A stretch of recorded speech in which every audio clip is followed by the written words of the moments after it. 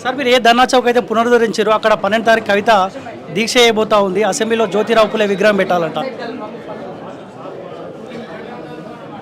100 ఎలుకలు తిన్న పిల్లి తీర్థయాత్రకు బయలుదేరినట్టు ఈ కవితని ఎక్కడ లిక్కర్ స్కామ్లు అరెస్ట్ చేస్తారని చెప్పి రోజుకో మాట మాట్లాడుతూ ఉంది. ఈ కవితమ్మ ఆస్తులు ఎంత, బతుకమ్మ పేరుని ఎంత బతక నేర్చడం, ఎంత దోచినవు.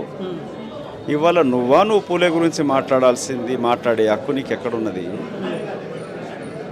తెలంగాణ దోచుకున్నది దాచుకోవడమే కాకుండా తెలంగాణ ఆస్తులే సరిపోకుండా సిగ్గు శరం లేకుండా ఆడదాని వయ్యుండు లిక్కర్ స్కామ్లు ఇరుక్కున్న నువ్వా మాట్లాడేది?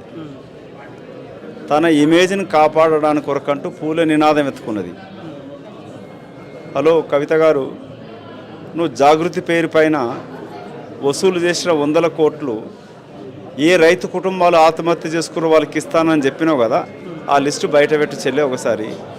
లేక స్కిల్ డెవలప్మెంట్ పైన 800 కోట్ల పైన దోచుకున్నవే, నీ దోపిడీలు భాగస్వామ్యం అయినాడు అనుకొని అప్పుడున్న కేంద్ర మంత్రినే ఊడబెక్కినారు. దాంట్లో ఎన్ని దోచుకున్నావు? ఆ జాగృతి పైన ఎంతమందికి నువ్వు శిక్షణ ఇప్పించిన అనేది బయట పెట్టు.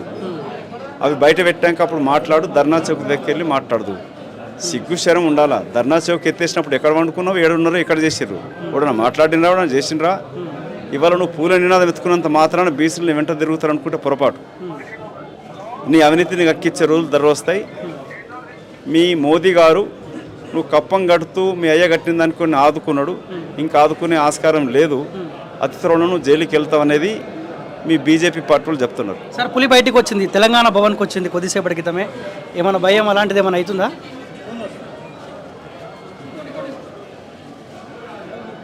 పులి వేషం వేసుకున్న నక్క తోడేళ్ళు చూసి భయపడేటోళ్ళు మీలాంటి కొందరు ఛానళ్ళు భయపడి ఉంటారు. పులులను ఎదుర్కోవడానికి పులులు మా దగ్గర ఉన్నారు. పులి తోలు కప్పుకున్నంత మాత్రాన నక్క పులి కాదు, అది గుర్తుపెట్టుకోండి. Okay sir.